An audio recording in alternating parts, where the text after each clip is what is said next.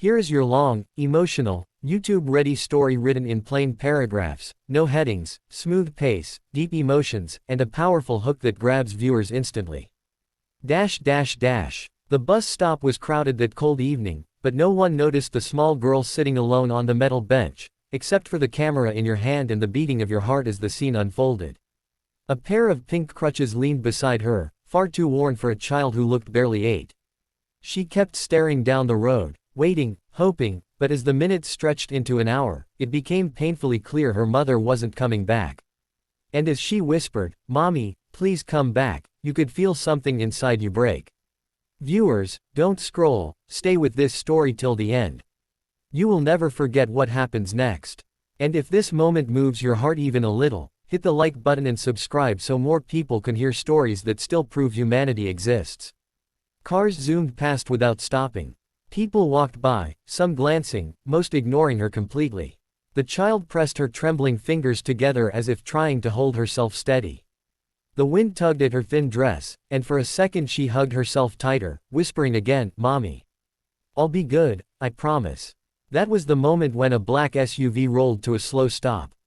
Inside sat a man dressed sharply in a charcoal coat, expression cold and unreadable. Daniel Hale, one of the richest CEOs in the city, known for his fierce work ethic, his efficiency, and the emptiness in his eyes. Ever since losing his wife and unborn daughter in a tragic car crash 5 years ago, Daniel had buried himself in work, avoiding anything that reminded him of children or family. To the world he was powerful. To himself he was a hollow, lonely shadow. He hadn't planned to stop. He had a meeting across town that could finalize a multi-million-dollar merger. But fate, or perhaps a piece of his broken heart, made him glance one more time at the little girl through the tinted window. She was struggling, painfully, trying to lift her small backpack with her weak arms, almost toppling off the bench in the process.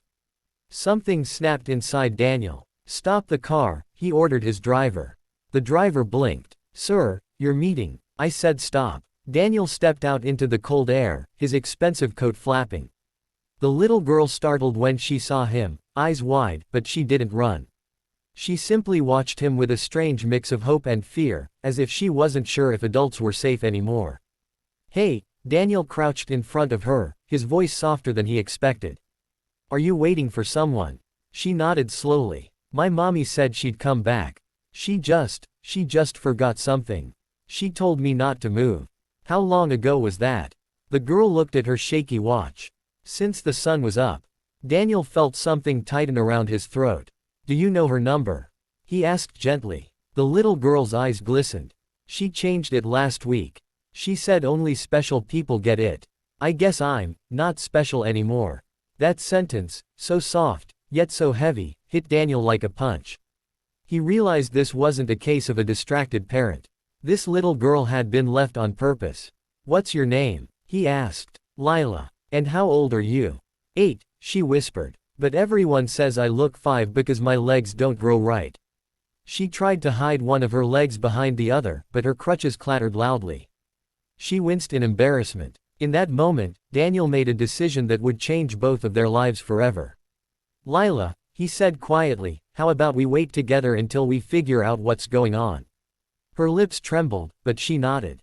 "Okay." He lifted her backpack. It was pathetically light, containing only a single sweater, a broken toy rabbit, and a stale sandwich wrapped in napkins. Daniel swallowed hard. He signaled his driver. "Cancel everything today." The driver's mouth fell open. "Everything. Sir, the board is waiting. Tell them I'll explain later." Daniel helped Lila into the warm SUV, adjusting her seatbelt so gently she kept staring at him as if she couldn't understand why a stranger would care. As they drove, Daniel learned pieces of her story, how her mother said she was too much work, how she couldn't afford treatments for Lila's disability, how the new boyfriend said the child slowed them down. "I wasn't trying to slow anyone," Lila whispered. "I just wanted to walk better. I tried so hard." Daniel clenched his fists. If anyone understood what it felt like to lose someone precious, it was him. And here was a child discarded like she didn't matter. He brought her to the hospital first. The doctor recognized Lila immediately. "Her mother hasn't brought her in for therapy for months," the doctor said sadly. "Her condition is worsening, but with proper care, she could walk almost normally one day. When Lila heard that, her eyes lit up with a tiny spark of hope. But the greatest shock came later. After some legal checks, the hospital social worker approached Daniel privately. "Mr. Hale, since you're the one who found her and no guardian has come forward, the emergency foster placement can be granted to you temporarily, if you're willing." Daniel stared at the papers, stunned. Him, a man who avoided children for years. A man who believed he was too broken to give affection. Yet when he looked over at Lila sitting on the hospital bed clutching her toy rabbit, smiling shyly at him, he felt something he hadn't felt since the day he lost his family. Purpose. "I'll take her," he said quietly. "I'll take care of her." The social worker blinked. "You're sure?" "I'm sure." The days that followed were filled with challenges, Lila's nightmares, her fear of being abandoned again, her difficulty trusting that he wasn't going to leave her at another bus stop. But with every therapy session Daniel took her to, every meal he cooked for her, every bedtime story he read, she began to thaw. And so did he. One evening, while helping her practice walking with her new, sturdier crutches, she suddenly stopped and looked up at him. "Daniel," she whispered. "Yes. Are you going to keep me? Even when I'm slow?"